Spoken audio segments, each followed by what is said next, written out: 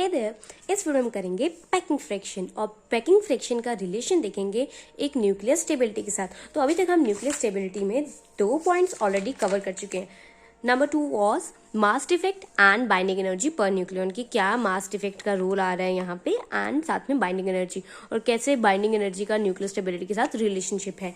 And other than that point number 1 that we did was even and odd number of protons and neutrons की proton and neutron का odd number होगा, even number होगा, तो उसमें किस तरह से न्यूक्लियर स्टेबिलिटी है।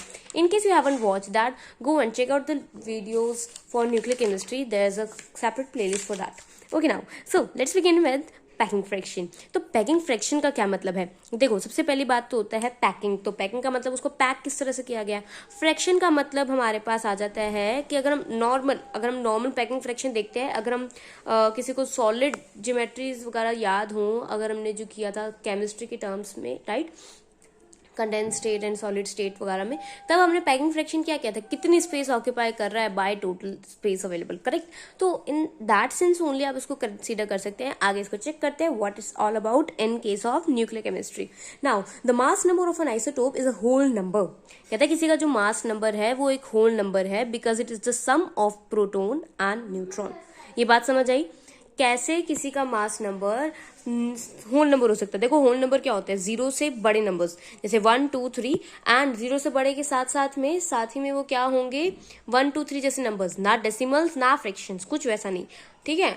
तो यहाँ पे हमारे पास होल नंबर। कहता है ऐसा क्यों होगा, कहता है क्योंकि ये प्रोटॉन्स का और न्यूट्रॉन के नंबर का सम है।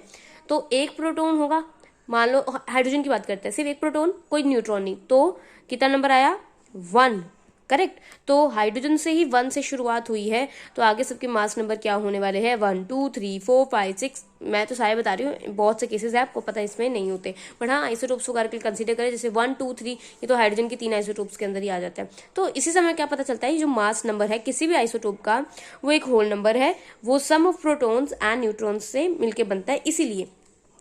However, it is found that the exact isotopic mass as determined by the mass spectrograph is not exactly the whole number। कहते हैं लेकिन हमने ये जो आइसोटोपिक मास देखा है ना, that isn't exactly a whole number। ऐसे आ जाता है 12.1 12.03, कहता है ये आ रहा है हमारे पास। कहता तो ये सीन कहाँ से आ रहा है, इसी चीज को अब हम यहाँ पे समझने जा रहे हैं। So what we have is the difference of isotopic mass from mass number of isotope is expressed in term of a quantity called packing fraction. तो यहाँ पैकिंग फ्रैक्शन हमारे जो नॉर्मल हम पैकिंग फ्रैक्शन करते हैं उससे एकदम डिफरेंट है। तो वो डेफिनेशन अगर यहाँ लिख कर आए तो you are not going to get marks. क्या है यहाँ पे, कहते देखो आपका जो एक्चुअल मास आइसोटोप का है, जैसे मान लो 12.03 आया, माइनस द मास नंबर, जैसे कार्बन के केस के लिए 12 हो गया, डिवाइडेड बाय मास नंबर, फिर से actual minus the one that is suppose to be, है ना। तो actual minus mass number over mass number, तो बेसिकली ये कितना आ जाएगा, change over mass number into 10⁴ हम ये कर रहे हैं यहाँ पे। ओके, तो यहाँ आप इसे चेक कर सकते हैं, the value of packing fraction may be negative और पॉजिटिव और इवन 0। कहता है अगर किसी का देखो, अगर मान लो आइसोटोपिक मास आया 12, मास नंबर भी था 12, तो 12 - 12 0, पैकिंग फ्रैक्शन हो गई 0। पॉजिटिव आ सकता है कैसे, जैसे 12.03 - 12 करेंगे तो आएगा 0.03 इनटू समथिंग वगैरह, वो सब हम बाद में देखेंगे, मैं सिर्फ अभी प्लस माइनस के अकॉर्डिंग यहाँ पे बता रही हूँ। तो इस केस में क्या नंबर आया, हमारे पास पॉजिटिव नंबर आया पैकिंग फ्रैक्शन के लिए। लेकिन मान लो आइसोटोप का मास है 11, मैं एकदम ही वेग बता रही हूँ, और मान लो आपके मास नंबर है 12, तो 11 - 12 आ गया -1, और -1 इंटू किसी भी नंबर के साथ करोगे यहाँ पे तो वो नेगेटिव नंबर देगा। तो कहता है पैकिंग फ्रैक्शन आपका पॉजिटिव, नेगेटिव, 0 कुछ भी हो सकता है। Packing fraction for 614C isotope is 0 because it is taken as the reference on the atomic mass scale and its actual isotopic mass is taken to be equal to its mass number which is equal to 14। तो यहाँ इसका carbon 14 isotope के लिए isotope का मास 14 आया, और 14 ही isotope मतलब 14 ही हम मास नंबर लेकर चलते हैं जब हम कार्बन 14 आइसोटोप की बात करते हैं, तो इसलिए उसका कितना केस आ जाएगा 0। एग्जाम्पल दी है और क्या, यहाँ हेडिंग लिख सकते हो एग्जाम्पल, ठीक है। बाकी आप जैसे मैं वेग ओरल बता रही हूँ वैसे आप उस चीज़ को लाइनों में लिख के समझा सकते हैं। नाउ हाँ, बस एग्जाम्पल अपने तरीके से मत देना कि कार्बन के लिए आपने 11 दे दिया और एक 12 दे दिया, वो आप ऐसे उसको मेंशन नहीं करेंगे। आप उसको बस डायरेक्टली लिखेंगे कब नेगेटिव होगा कब पॉजिटिव।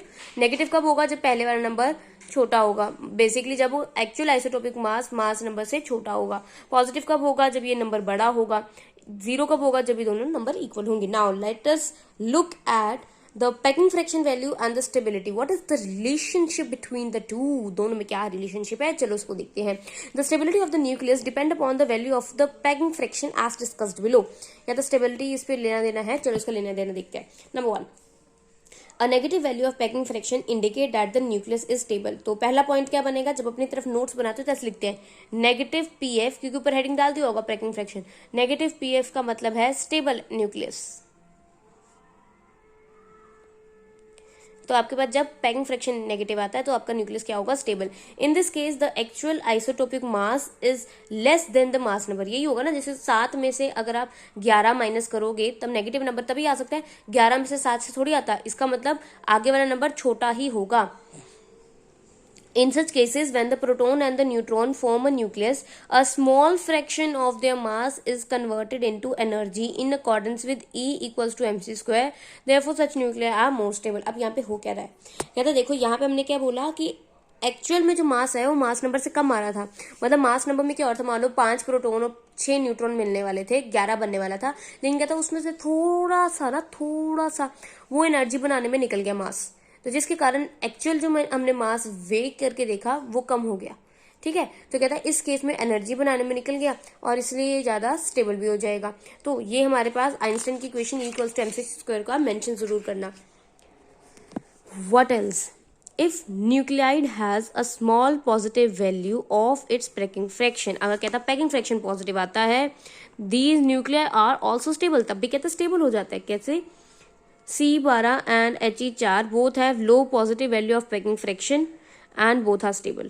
तो however large, क्या था? अगर देखो अगर किसी की पॉजिटिव वैल्यू स्मॉल पॉजिटिव आएगी तब भी स्टेबल होता है, लेकिन अगर पॉजिटिव वैल्यू लार्ज आ जाए, मतलब जैसे 5, 10, 15 इतनी लार्ज आ जाए, जैसे 20, 25 ले लो चाहे, अगर ऐसा होता है तो वो बताता है it indicate a tendency in towards instability. तो देखो मैंने कितने बढ़िया तरीके से पॉइंट्स 3 लिखवा दिए आपको, इसको भी आप पॉइंट लिख सकते थे 3 लिखकर।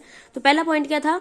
जब आपके पास में नेगेटिव वैल्यू आएगी तो स्टेबल, छोटा पॉजिटिव आएगा तब भी स्टेबल, बड़ा पॉजिटिव आएगा तो instable. That is such nuclear unstable and undergo spontaneous disintegration. तो ऐसे न्यूक्लियस जो है वो स्पॉन्टेनियस डिसइंटीग्रेशन करते हैं। इसका क्या मतलब होगा कि जो एक्चुअल मास आ रहा है वो मास नंबर से ज्यादा आ गया तो बार बार टूटेगा। ठीक है, अल्फा बीटा पार्टिकल्स देता रहेगा। Positive value of the packing fraction is obtained when the actual isotope is greater than the mass. ये तो हमने देख लिया ना, बता ही दिया मैंने। अब यहाँ पे एक प्लॉट देखो, यहाँ के आपके पास मास नंबर 20, 40, 60, 80, 100, 120, 140, 160, ठीक है, ये आपके पास मास नंबर जा रहा है। अब यहाँ पे आपके पैकिंग फ्रैक्शन है, तो देखो जब आपके छोटे मास नंबर्स हैं उनके लिए जो पैकिंग फ्रैक्शन है वो क्या है? पॉजिटिव। फिर आपकी ऑक्सीजन पे जाकर पैकिंग फ्रैक्शन 0 हो गई और उसके बाद के सारे मासेस के लिए आगे तक, कितनी आगे तक जाते जाते आपकी पैकिंग फ्रैक्शन कितनी जा रही है? 0 जा रही है। देखो पहले विद इंक्रीज इन मास कम होती जाएगी, फिर 0 से और थोड़ी सी कम होगी, उसके बाद इंक्रीज करेगी, बिलो 0 ही रहेगी लेकिन, ठीक है, इंक्रीज कर रही है। ये देखो ना, यहाँ पे मालूम -10 है, तो अब यहाँ पे कितनी है? यहाँ पे ये कितनी होगी? -5 के बराबर हो जाएगी। ठीक है, तो यहाँ से क्या कर रही है?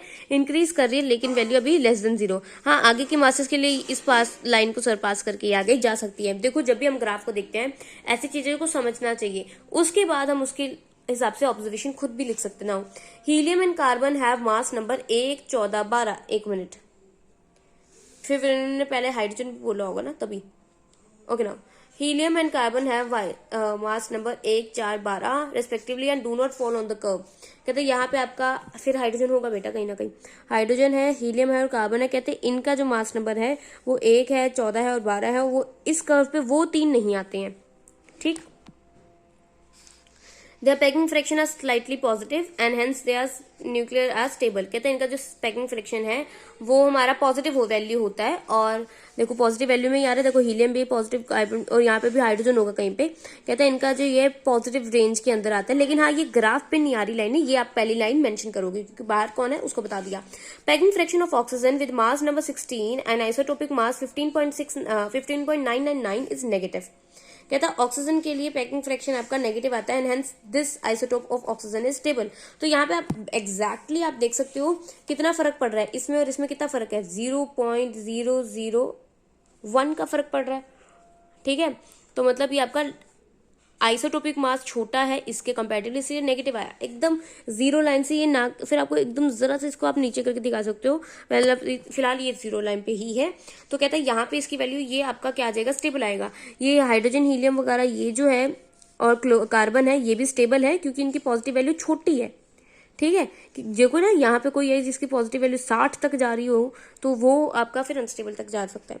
Now the transition element having mass number nearly 45 have low negative value of packing fraction indicates these are highly stable। तो देखो कहता इनमें नेगेटिव वैल्यू देखो -10 के आसपास जा रही है 45 के आसपास वालों की। ठीक है, तो कहता सबसे ज्यादा स्टेबल कौन हो गई? ये। तो यहाँ अपने ग्राफ पे जो आप रफ पे बनाते हो उस पर लिखो स्टेबल, मोस्ट स्टेबल। फिर जो यहाँ है इनके लिए लिखो स्टेबल, एज जो पॉजिटिव है वो कम है या नेगेटिव ही है। ठीक, आगे देखते हैं। For the element having mass number more than 200 the packing fraction becomes positive. तो मैंने बोला ना ये लाइन आगे जाएगी, तो ये लाइन आगे आगे कैसे जाएगी? फिर से ये लाइन ये जीरो से ऊपर निकल जाएगी तो पॉजिटिव हो जाएगी। Having some trouble with the focus, I hope you guys are able to see this clearly. Okay, अब है 4 elements having mass number more than 200 packing fraction become positive and increases as the mass number increases. कहते हैं जैसे जैसे mass number बढ़ेगा और ये packing fraction फिर ऐसे ऐसे बढ़ने लगेगी, घटेगी घटेगी घटेगी, बढ़ेगी बढ़ेगी बढ़ेगी और बढ़ती जाएगी। Okay, now this indicates increasing instability of this nucleotide. और जैसे जैसे पॉजिटिव वैल्यू बढ़ती जाएगी और इनस्टेबल होता रहेगा।